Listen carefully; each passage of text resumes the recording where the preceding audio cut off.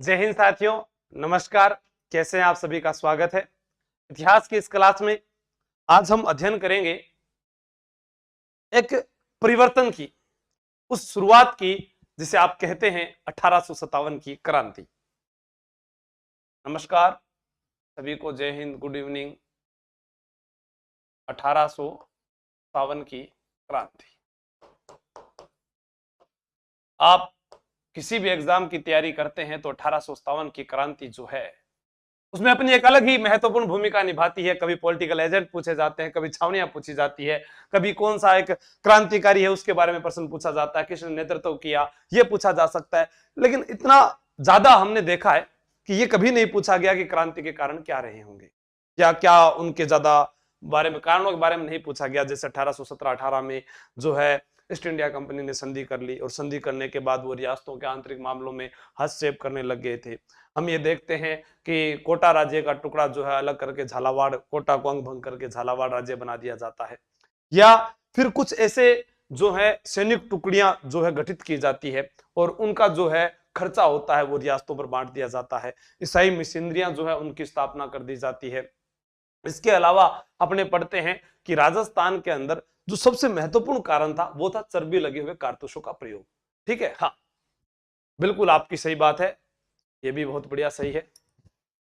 सामंतों के विशेष अधिकार समाप्त कर दिए, हाँ बहुत बढ़िया। सैनिक जो हुआ करते थे ना, वो उनके जो वेतन वगैरह होते थे या जो उनके ऊपर जो कर लगा करता था, ठीक है, वो भी ज्यादा लिया जाने लग गया था। ठीक है, राजाओं का निश्चित एक खिराज जो है वो लिया जाने लगा था। सही है बिल्कुल। अब अपने यहाँ पर बात करते हैं 1857 की क्रांति। क्रांति का मतलब क्या होता है, सबसे पहले ये जान लेना। क्रांति का मतलब होता है परिवर्तन। हिंदी में एक शब्द आता है कांति, कांति जिसका मतलब होता है चमक। जैसे अपने करंट अफेयर में पढ़ते हैं, सुंदर सुंदर जोशी कांति जो है एक पुरस्कार दिया जाता है क्रिकेट में, वो महिलाओं को दिया जाता है। मथुरा दास क्रिकेट अवार्ड जो है वो पुरुषों को दिया जाता है। तो कांति का मतलब क्या है, चमक, और क्रांति का मतलब क्या, परिवर्तन। हाँ हाँ कर देंगे, सब वीडियो अपलोड भी कर देंगे, जो भी आपको चाहिए वो सब मिल जाएंगे। अब आप यहाँ देखते हैं 1857 की क्रांति में हमने पढ़ना है। जैसे मैं आपको कहूं कुछ शब्दों को वैसे बोलना, मेरे साथ साथ बोलो। 1857 से पहले डल कर गया था डलहौजी और इनिंग खेलने आया था कैनिंग। दो प्रश्न आपके एग्जाम में कभी नहीं भूलोगे आप, ये मेरा वादा है। ठीक है, देखो 1857 से पहले डल कर गया था डलहौजी, तो मैं ये कहूं क्रांति से पहले भारत का गवर्नर जनरल कौन था, तो वो था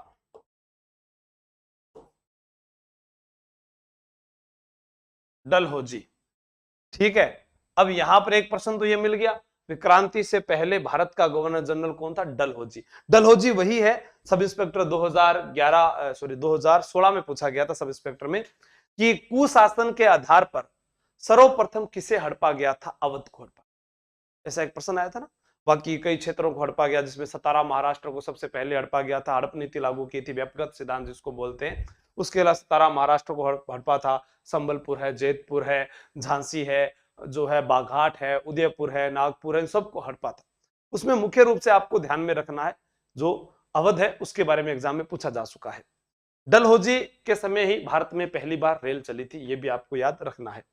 तो क्रांति से पहले भारत का गवर्नर जनरल डलहौजी था। मैंने क्या कहा, क्रांति से पहले डल कर गया डलहौजी। इनिंग खेलने आया है कैनिंग आया है। कौन आया है, कैनिंग आया है। तो क्रांति के समय भारत का गवर्नर जनरल कौन है,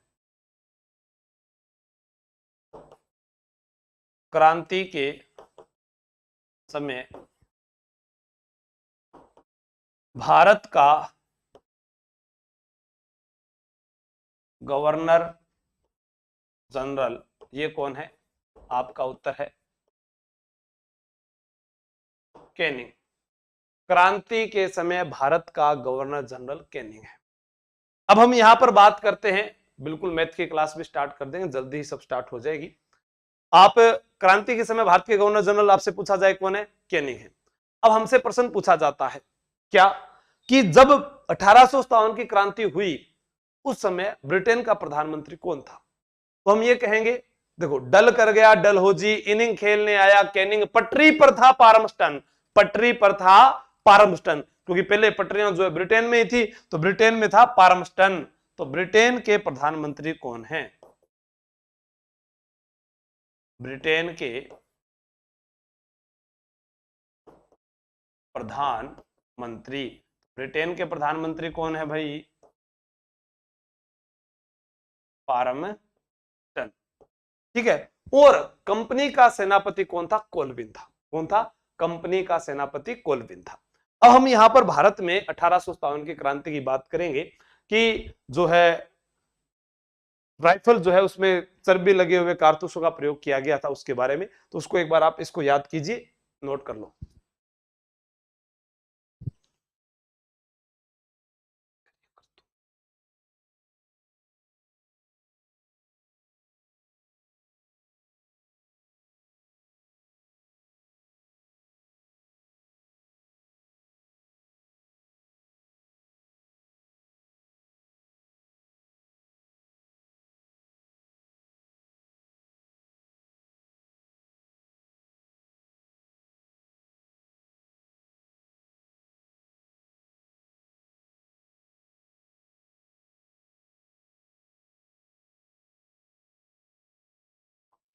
लिखते हैं, कंपनी का मुख्य सेनापति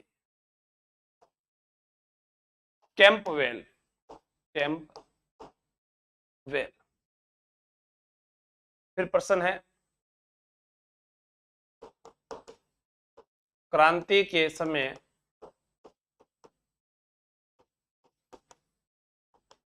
लेफ्टिनेंट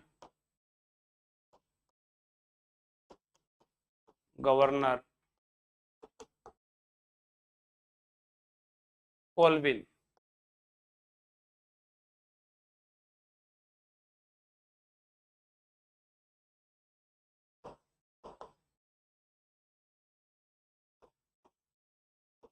कैनिंग के द्वारा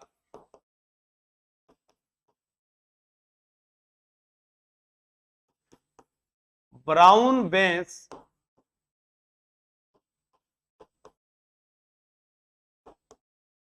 राइफलों के स्थान पर, ब्राउन बेस राइफलें थी, ब्राउन बेस राइफलों के स्थान पर एनीफील्ड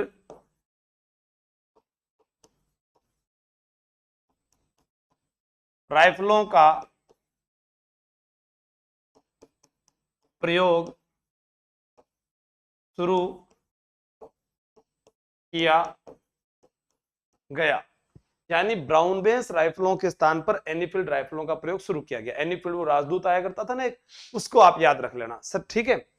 अब जो एनीफील्ड राइफलें थी, ये जो राइफलें हैं एनीफील्ड राइफलें, इन एनीफील्ड राइफलों के एनीफील्ड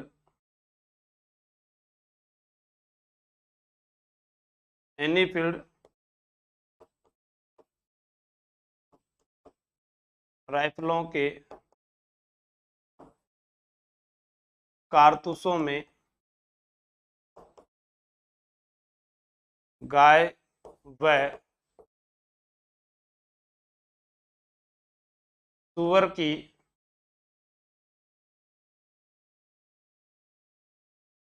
चर्बी का प्रयोग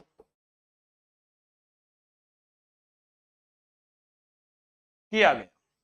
यानी एनीफील्ड राइफलों के कारतूसों में गाय व सुअर की चर्बी का प्रयोग किया गया था। यही क्रांति का प्रमुख तात्कालिक कारण रहा था, चाहे हम सामाजिक है, धार्मिक है, राजनीतिक है, आर्थिक है, कोई भी ऐसा कारण है जिससे हम परेशान जरूर थे यानी पीड़ित थे, लेकिन जो मुख्य कारण रहा वो यही था। हुआ क्या करता था, ये कारतूस है, पहले जो बंदूक हुआ करती थी वो ऐसे लंबी हुआ करती थी, अब उस बंदूक को एक हाथ से ऐसे पकड़ते थे और उसके बाद में जो कोप, जो कारतूस होता था, उस कारतूस के ऊपर ऐसे कोप लगा होता था, इसको मुंह से खोलते थे और मुंह से खोलने के बाद उसमें डालते थे और उसके बाद वो जो है फायर करते थे। अब इससे क्या हुआ कि भारतीय जो हिंदू और मुस्लिम थे उनका जो है धर्म है उसमें असंतोष फैल गया और उसके कारण ये क्रांति है जो समय से पूर्व हो चुकी थी। ठीक है, अपने बात करते हैं। यहां पर एक अच्छा प्रश्न हमारे बीच में और रहेगा, नोट लगा के लिखना इसको। एनीफील्ड राइफलों का सर्वप्रथम प्रयोग, एनीफील्ड राइफलों का सर्वप्रथम प्रयोग 1854 में क्रीमिया के युद्ध में हुआ था। सर्वप्रथम प्रयोग कब किया गया था? 1854 के क्रीमिया के युद्ध में किया गया। समझ में आ गई बात? तो कंपनी का मुख्य सेनापति कौन है? कैंपबेल है। क्रांति के समय लेफ्टिनेंट गवर्नर कोलविन है। कैनिंग के द्वारा ब्राउन बेंस राइफलों के स्थान पर एनीफील्ड राइफलों का प्रयोग शुरू किया गया। एनीफील्ड राइफलों के कारतूसों में गाय व सुअर की चर्बी का प्रयोग किया गया और एनीफील्ड राइफलों का सर्वप्रथम प्रयोग 1854 में जो क्रीमिया के युद्ध में किया गया था। यह 1857 की क्रांति का प्रमुख तात्कालिक कारण था, जिसके कारण जो है भारतीय क्रांतिकारियों ने जो तारीख निर्धारित की थी क्रांति की, क्या निर्धारित की थी? 31 मई। वो क्रांति का प्रतीक चिन्ह हुआ करता था कमल व चपाती। ठीक है, तो हम यहां पर देखते हैं कि क्रांति जो है अपने निर्धारित समय से पहले ही वो शुरू हो जाती है। भारतीय रेलवे का जनक डलहौजी, बिल्कुल सही है। तो एक बार इसे नोट कीजिएगा।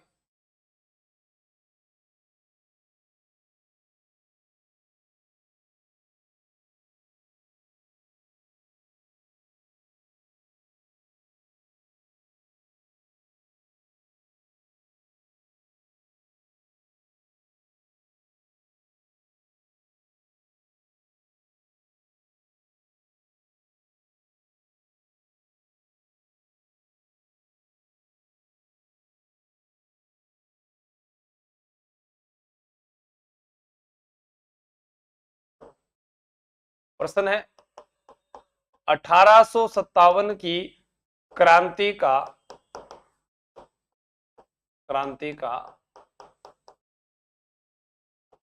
तात्कालिक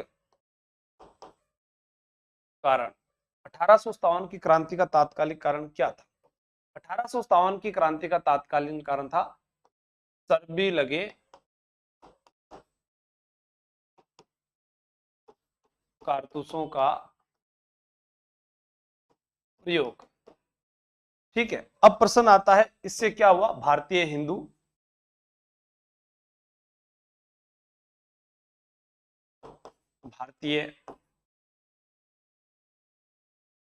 हिंदू व मुसलमानों में असंतोष फैल गया। अब हमारा प्रश्न बनता है, क्रांति की तारीख निर्धारित की गई, क्रांति की दिनांक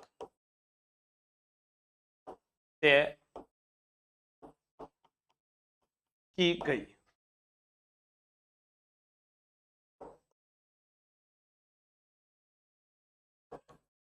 क्रांति का प्रतीक चिन्ह, यह प्रश्न भी अच्छा है और आसान सा प्रश्न है। आज आपको थोड़ा सा लग सकता है कि ये आसान ही है, लेकिन आगे बात करेंगे। क्रांति के संदेश वाहक कौन थे? तो यहां पर अपने बात करते हैं, क्रांति की जो तारीख तय की गई थी, इसके अंदर हमारे से प्रश्न पूछा जाए तो आपका उत्तर होगा 31 मई 1857 ईस्वी। क्रांति का प्रतीक चिन्ह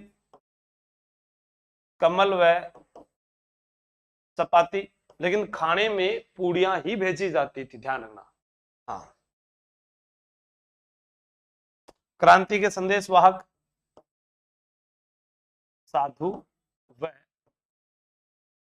संत। क्रांति के संदेश वाहक कौन है? साधु व संत। हाँ, किसी को नहीं दिख रहा है, ठीक है, तो आप इसमें ध्यान रखना कि जो संदेश वाहक हैं वह साधु व संत थे। और अगर आप लोगों को जो नहीं दिख रहा है ना साफ, तो आप पीछे रिफ्रेश जाइएगा, ठीक है। अब जिस बैच में आपकी हिंदी की क्लास होगी उसमें हिंदी लगेगी, जिसमें मैथ है उसमें मैथ लगेगी। आप जीके के लिए यहाँ जुड़े हैं तो आपका जीके इसमें चलता रहेगा, बाकी क्लासेस उन्हीं बैचेज में चलती है और वो चलने लग जाएगी। तो ये आप नोट कीजिएगा इसको।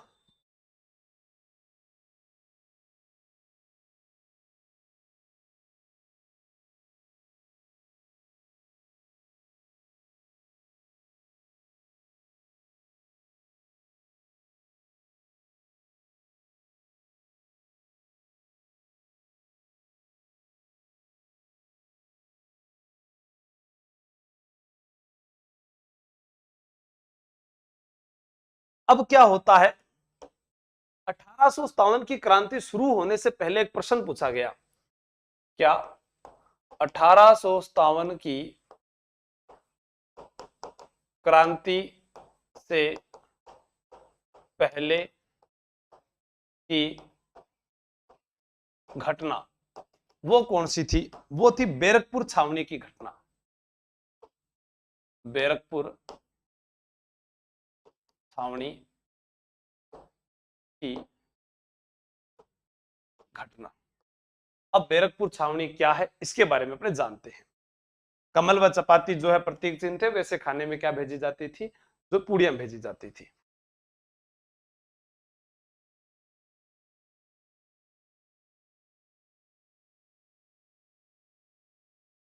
अब भूगोल वाले सर तो आपको अच्छा नक्शा मैप बनाकर बता सकते हैं, तो मैं थाने यही बताऊं तो समझ लीजिए, ठीक है। सर जी थोड़ा चोखो बनाओ। और ले भाई हम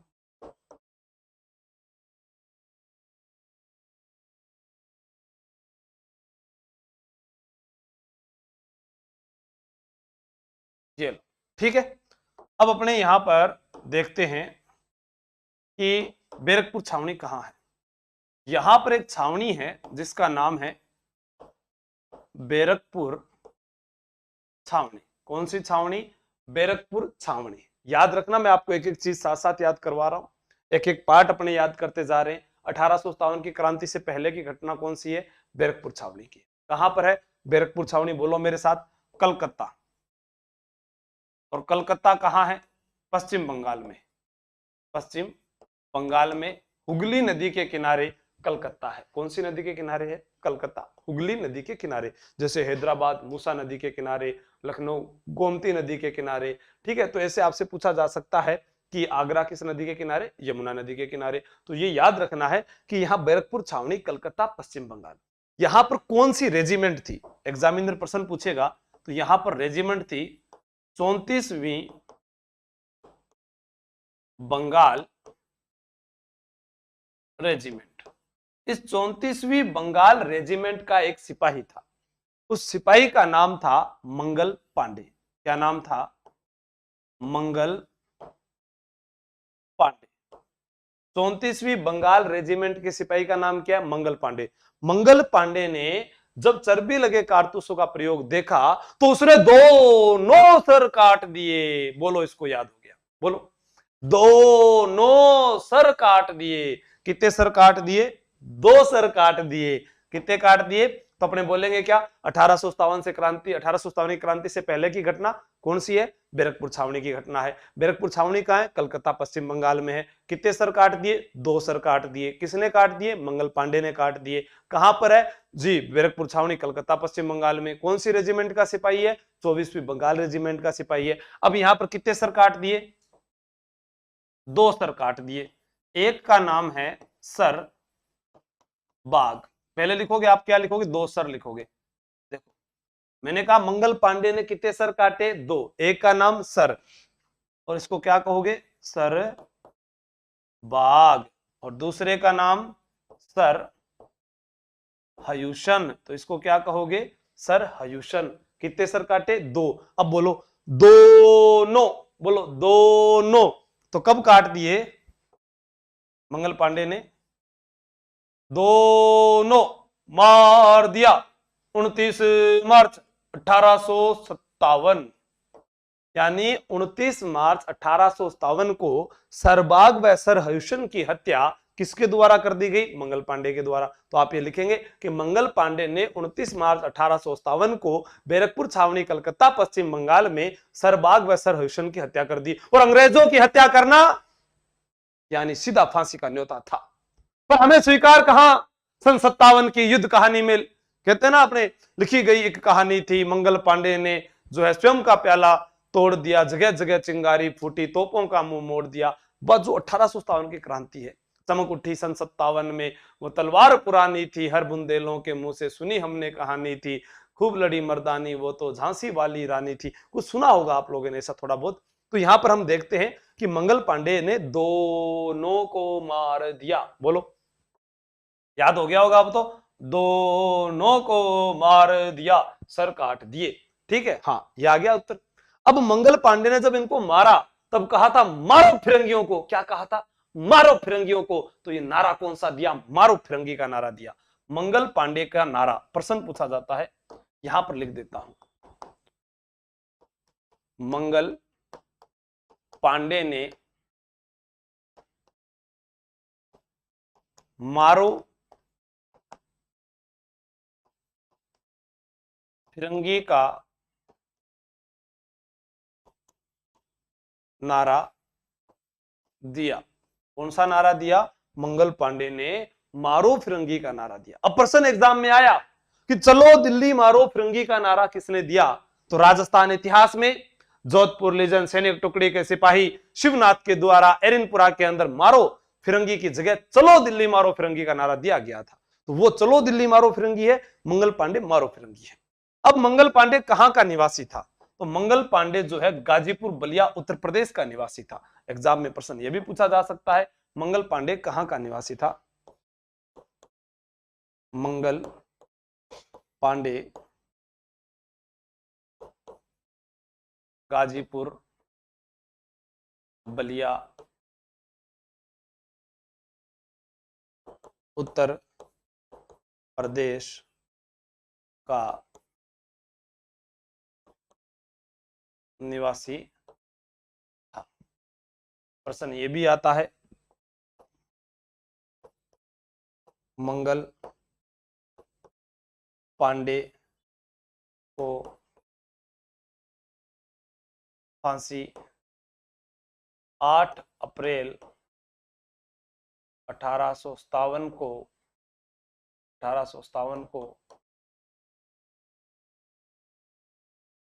अंग्रेज हुक के द्वारा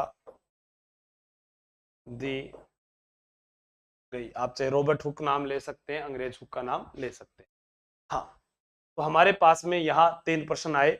मंगल पांडे ने कौन सा नारा दिया? मारो फिरंगी का नारा दिया। मंगल पांडे गाजीपुर बलिया उत्तर प्रदेश का निवासी था। मंगल पांडे को फांसी की जो सजा 8 अप्रैल को हुई। 8 अप्रैल 1857 को मंगल पांडे को सजा होती है, तो इन्हीं के 2 साल बाद तांत्या टोपे को फांसी दी जाएगी। 2 बातें आपको याद रखनी है। तांत्या टोपे को फांसी कब होगी? मंगल पांडे के 2 साल बाद। मंगल पांडे को सजा 1857 में। जब मंगल पांडे को फांसी की सजा की बात सुनाई गई तो जो है जल्लाद थे वो, अरे इनको फांसी देने के लिए नहीं आते हैं। जब इनको पता लगा कि मंगल पांडे को फांसी की सजा दी जा रही है, लेकिन बाद में जो है मंगल पांडे का हवाला नहीं दिया जाता है, उन्हें कुछ भी नहीं बताया जाता है, तब यहाँ पर आकर जो है फांसी की सजा दी जाती है।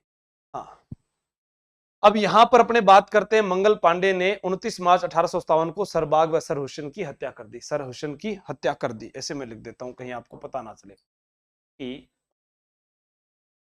हत्या कर दी। तो ये भी आपको समझ में आ जाएगा। दोबारा बात करता हूं मैं, 1857 से पहले डल कौन कर गया था? बोलोगे बाप, डलहौजी। इनिंग खेलने कौन आया? कैनिंग। कैनिंग ने कौन सी इनिंग खेली? ब्राउन बेस को तो छोड़ दिया और एनीफील्ड राइफलों से गुगली फेंकी। उसके अंदर क्या था? गाय व सूअर की चर्बी थी। गाय व सूअर की चर्बी से जो है भारतीय हिंदू और मुसलमानों में जो है असंतोष फैल गया और उसके बाद में क्रांति की तारीख तय की गई। 31 मई को तय की गई थी। कमल व चपाती प्रतीक चिन्ह था। साधु व संतों को जो है संदेश वाहक का कार्य सौंपा गया। लेकिन उससे पहले हमने देखा कि बैरकपुर छावनी कलकत्ता पश्चिम बंगाल में 34वें बंगाल रेजिमेंट का सिपाही मंगल पांडे दोनों को मार देता है और मारो फिरंगी का नारा देता है। गाजीपुर बलिया उत्तर प्रदेश का निवासी था। और उसके बाद में हम अब आगे बढ़ते हैं। राजस्थान में नहीं, भारत में सबसे पहले 1857 की क्रांति कहां हुई उसके बारे में पढ़ेंगे। तब तक आप इसको नोट कीजिएगा। धन्यवाद।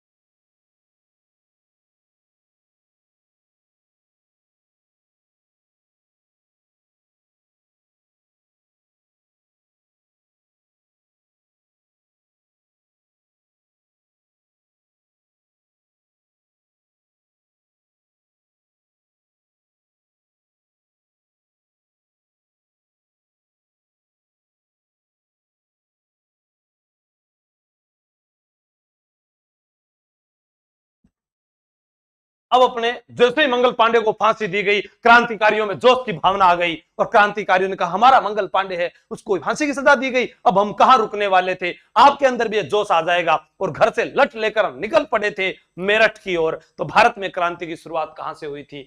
भारत में क्रांति की शुरुआत मेरठ से हुई थी। तो अपने यहां पर नोट करते हैं। छोटो सो भारत और बनावा आपनो।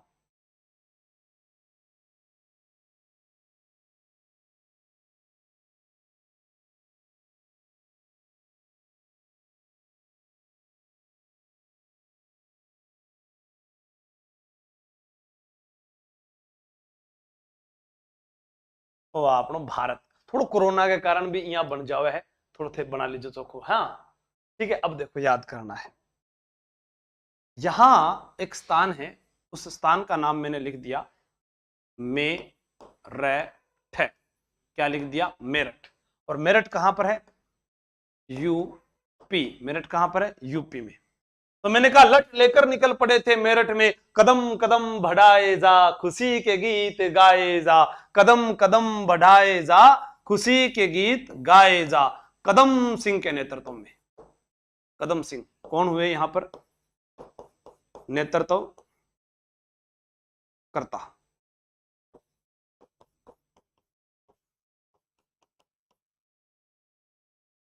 नेतृत्व करता कदम सिंह। अपने यहां पर बात करते हैं मेरठ उत्तर प्रदेश में कदम सिंह जो है नेतृत्व करता होगे। उसके बाद आपको याद रखना है क्या? कौन सी रेजिमेंट के सिपाही थे? 20वीं रेजिमेंट। कौन सी रेजिमेंट? 20वीं रेजिमेंट आपको याद रखनी है। कौन सी रेजिमेंट है? 20वीं रेजिमेंट। फिर प्रश्न आता है। हाँ मंगल पांडे था प्रथम से। ठीक है। सुमन चौधरी जी नमस्कार सभी को। ममता चौधरी जी, रिंकी मीणा, विजेता जाखड़ सभी को नमस्कार, गुड इवनिंग। आप नोट कीजिए। अब देखो यहां पर एक प्रश्न और बनता है। क्या बनता है कि मेरठ में क्रांति कब शुरू हुई? तो यहां पर भारत में जो क्रांति की शुरुआत है वो यहां से हुई थी। ये प्रश्न यहां पर लिख देता हूं मैं। भारत में क्रांति की शुरुआत, ठीक है, मेरठ में कब हुई थी? मेरठ से क्रांति शुरू 10 मई को हुई थी और रविवार के दिन, देखो रविवार के दिन, रविवार के दिन शुरू। तो सबसे पहले मंगल पांडे को फांसी दी गई तो आप लोगों को गुस्सा आया। गुस्सा आया तो लठ निकाला और लठ निकाला तो लठ ऐसा निकाला था, गोल गोल निकाला था। कब निकाला था? मई के महीने में निकाला था। तो क्रांति कब हुई थी? 10 मई को। और लठ निकालकर कदम कदम बढ़ाते हुए मेरठ चले गए। और मेरठ से कहां गए थे? दिल्ली गए थे। दिल्ली में थी बिल्ली और दिल्ली में जो बिल्ली थी उसका नाम था बहादुर शाह। यहां से कदम कदम बढ़ाए जा खुशी के गीत गाए जा, यहां पर है दिल्ली। क्या है? दिल्ली। कदम कदम बढ़ाए जा, खुशी के गीत गाए जा। दिल्ली में थी बिल्ली और उसका नाम था बहादुर शाह जफर। बहादुर शाह जफर। मांग कर लाए थे उम्रे दराज 4 दिन, 2 तेरी आरजू में निकल गए, 2 तेरे इंतजार में। उर्दू के शायर थे बहादुर शाह जफर। एक पांव तो इनका कब्र में था और एक पांव इनका जमीन पर था, और यही सबसे बड़ी गलती हमारे क्रांतिकारियों से हुई, नहीं तो हम 1857 की क्रांति में सफल हो जाते। क्योंकि एक अंग्रेज अधिकारी महोदय के द्वारा कहा गया था कि अगर 1857 की क्रांति में योग्य नेता तात्या टोपे को चुना जाता तो इसका परिणाम कुछ और ही निकलता। लेकिन आगे बात करेंगे किसने क्या कहा था, सब पढ़ेंगे। हाँ, बहादुर शाह जफर यह था अंतिम मुगल सम्राट, अंतिम मुगल सम्राट। और बहादुर शाह जफर जो है, इनकी पत्नी थी जिसका नाम था जिन्नत महल। जिन्नत महल। बन जा तू मेरी रानी, तेनू महल बना दूंगा, है ना। और ये उर्दू का शायर था, उर्दू का शायर था।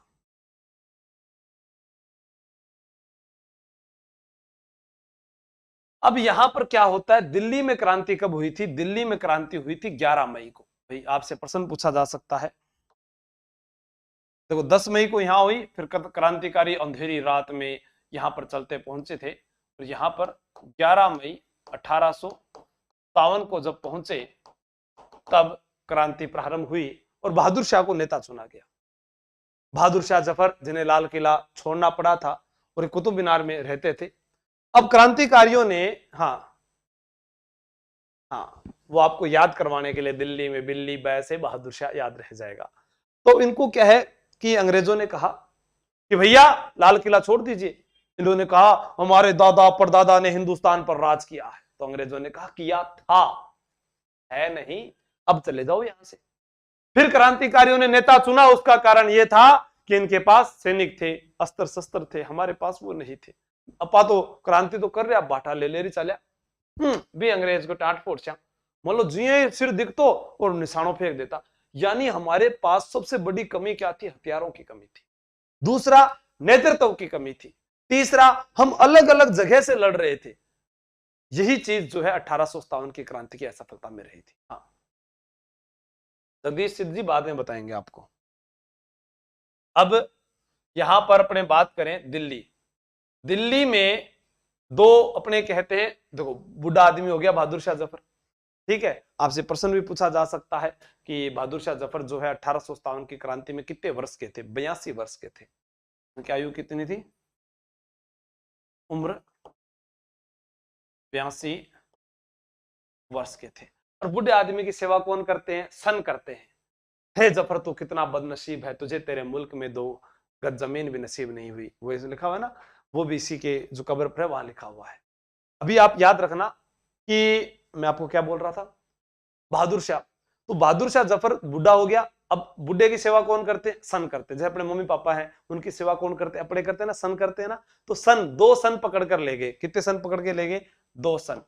एक सन का नाम क्या था? बहादुर शाह जफर को गिरफ्तार करने वाले जो नाम थे उनमें नाम आता है हडसन व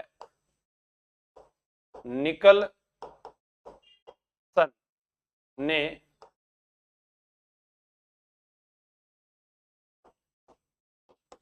हुमायूं के मकबरे में कैद किया।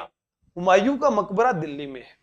भारत में पहली बार गुंबद का प्रयोग जो है वो हुमायूं के मकबरे में किया गया था। दोहरे गुंबद का प्रयोग आप पढ़ेंगे। 4 बाग पद्धति पर आधारित जो है वो हाजी बेगा जो है उनके द्वारा ये बनाया गया हुमायूं का मकबरा, और इसे ताजमहल का पूर्वगामी भी कहा जाता है। अधिकांश जो मुगल शासक हुए हैं उनका जो मकबरा है वो हुमायूं के मकबरे में है। यहां इनको गिरफ्तार कर लिया गया। उस बाद में क्या होता है, यहां से हुमायूं के मकबरे से इनको भेज दिया जाता है कहां पर? मृत्यु होती है, जहां पर मृत्यु 1862 ईस्वी में रंगून बर्मा में। बर्मा का नया नाम अभी आप लोग जानते होंगे, म्यांमार। म्यांमार की राजधानी नेपिदो या नेपिता, वो आप जानते हैं। और यहां पर कब्र पर क्या लिखा है? हे जफर, तू कितना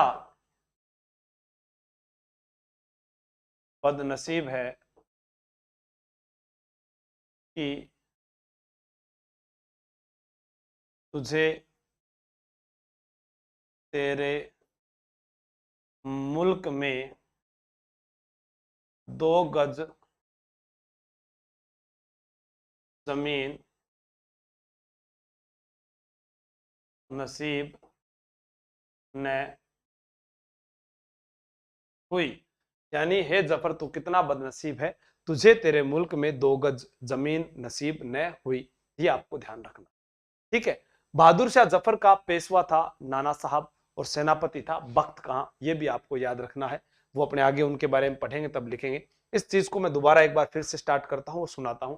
यहां तक पूरी कहानी शुरू से लेकर यहां तक रिपीट कीजिएगा मेरे साथ साथ। 1857 से पहले डल कर गया था डलहौजी, इनिंग खेलने केनिंग आया था। केनिंग आया था तो पटरी पर परमस्टन था। केनिंग ने ब्राउन बैच की जगह एनीफील्ड राइफलों का प्रयोग किया था। एनीफील्ड राइफलों का पहली बार प्रयोग 1854 में क्रीमिया के युद्ध में हुआ था। और 1857 की क्रांति का जो है तत्कालिक कारण ब्राउन बेस राइफलों की जगह एनीफील्ड राइफलों का प्रयोग रखा गया था, जिसमें गाय व सुअर की चर्बी कारतूसों में प्रयोग की जाती थी। और इसके कारण भारतीय हिंदू है मुसलमानों में जो है असंतोष फैल गया। और 1857 की क्रांति की तारीख 31 मई तय की गई थी, 31 मई को तय किया गया था। लेकिन कमल व चपाती तो इसके प्रतीक चिन्ह थे, संदेश वाहक साधु व संत हुआ करते थे। क्रांति जो है उससे पहले एक बैरकपुर छावनी में घटना घटी थी। वो घटना जो है 29 मार्च 1857 की घटना है, जब मंगल पांडे ने 34वीं बंगाल रेजिमेंट के सिपाही मंगल पांडे ने कलकत्ता पश्चिम बंगाल बैरकपुर छावनी में 2 सर काट दिए थे, सर बाग व सर हुसैन। और इस कारण जो है मंगल पांडे को 8 अप्रैल को हुक के द्वारा जो है फांसी की सजा सुनाई गई थी। मंगल पांडे ने मारो फिरंगी का नारा दिया था। बलिया बलिया गाजीपुर उत्तर प्रदेश का निवासी था मंगल पांडे, जो है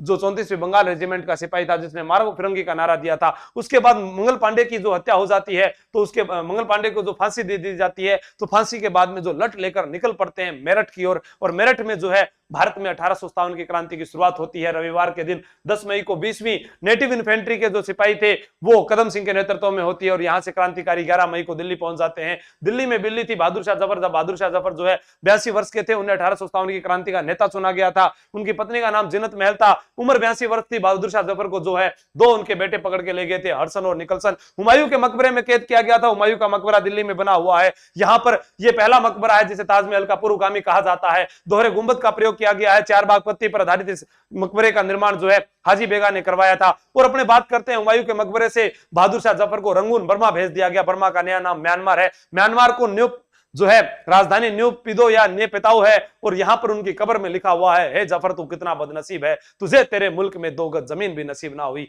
ये सारी बातें आपको याद होनी चाहिए AK-47 की रफ्तार से। हाँ, ये बार बार अभ्यास करने पर सब कुछ याद हो जाएगा। तो अपने लास्ट में देखो कितना समय लगाया और 1 मिनट में पहुंच गए, तो नोट कीजिएगा इसको।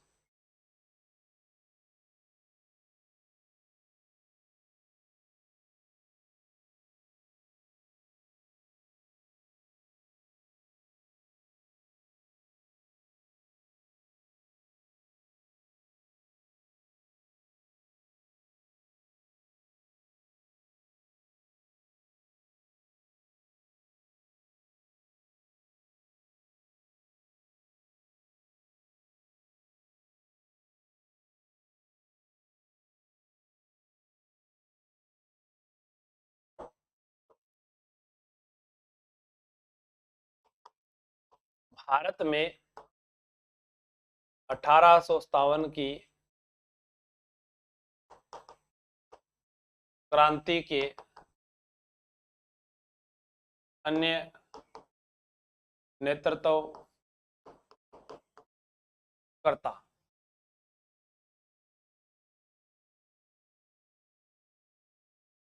ठीक है, अब यहां पर अपने देखते हैं भारत में 1857 की क्रांति का अन्य नेतृत्व करता कौन था। हाँ, यहां पर याद रखना, देखो दिल्ली, दिल्ली में कौन है? पिल्ली यानी बहादुर शाह जफर। अब देखो मैंने आपको बताया था बहादुर शाह जफर का जो पेशवा नियुक्त हुआ था, पेशवा वो कौन था? नाना साहब। और बहादुर शाह जफर का जो सेनापति था,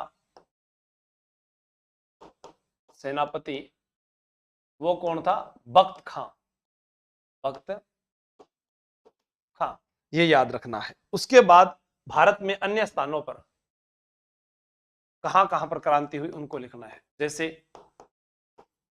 कानपुर, छोटे थे तब कान पकड़कर डांटा करते थे नाना साहब। कौन डांटते थे? अपने नाना जी अपने को डांटते थे ना, रे भाया दोईता पढ़ ले, रे दोईती पढ़ ले, काम आसी, नाना को नाम रोशन कर। तो नानो कान पकड़िया कर, तो नाना साहब यानी धोंदू पंत। नाना साहब क्या है? धोंदू पंत। याद हो गया? हाँ। शकुंतला चाहर जी, हर क्लास रिकॉर्ड होगी क्या? बिल्कुल रिकॉर्ड इसके बाद में जरूर मिल जाएगी आपको। कानपुर।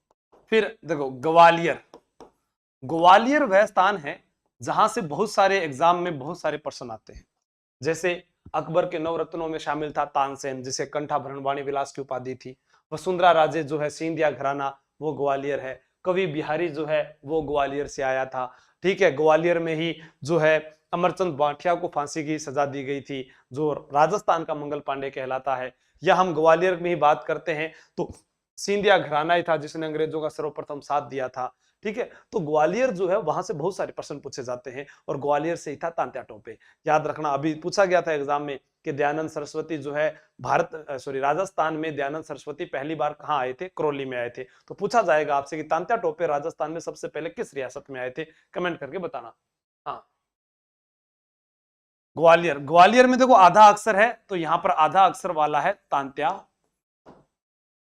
टोपे, जिनका नाम था रामचंद्र पांडुरंग। रामचंद्र पांडुरंग।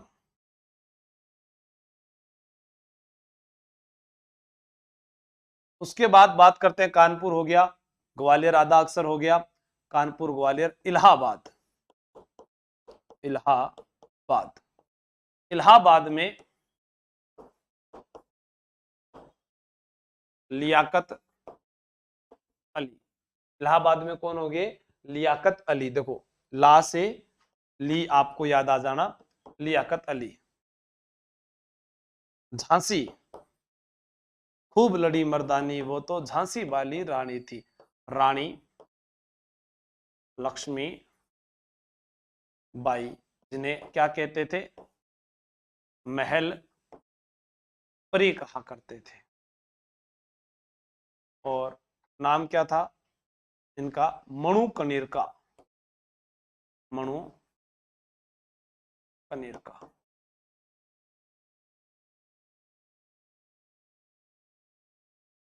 लखनऊ गोमती नदी के किनारे है लखनऊ, और लखनऊ में थी, लखनऊ जो है वो नवाबों का शहर है, और नवाब जो होते हैं उनकी जो पत्नियां होती है वो बेगम होती है। हाँ, बेगम।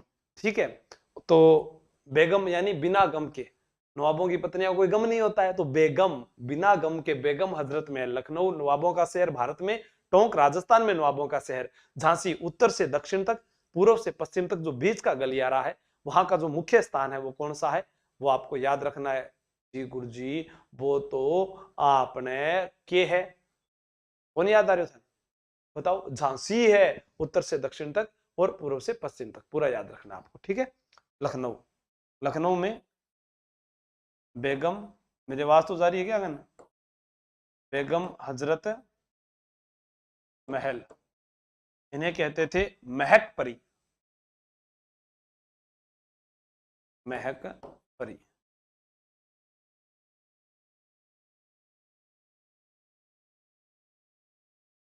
जगदीशपुर, आरा बिहार, वीर कुंवर सिंह, जिन्हें कहा गया है बिहार का शेर। एक हाथ कट गया था, फिर भी 1857 की क्रांति में लड़ते रहे, बिहार के शेर। असम, असम में थे मनीराम दत्त, मनीराम दत्त।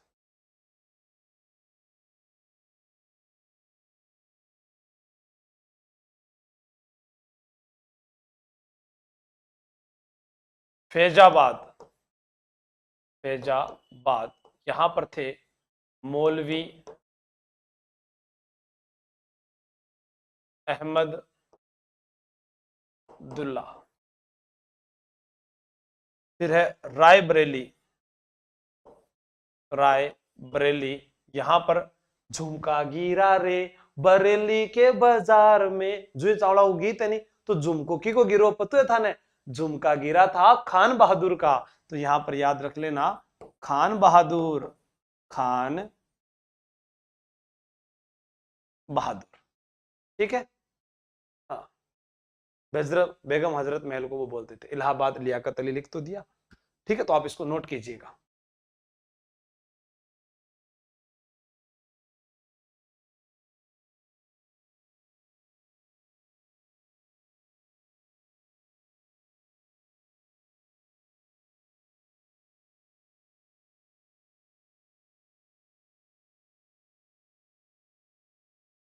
हाँ, अब ये भी मैं आपको याद करवा देता हूं। दिल्ली में बिल्ली कान पकड़ते थे नानाजी, ग्वालियर में आधा अक्षर तांत्या टोपे, फिर इलाहाबाद में ला से लियाकत अली, झांसी की रानी खूब लड़ी मर्दानी।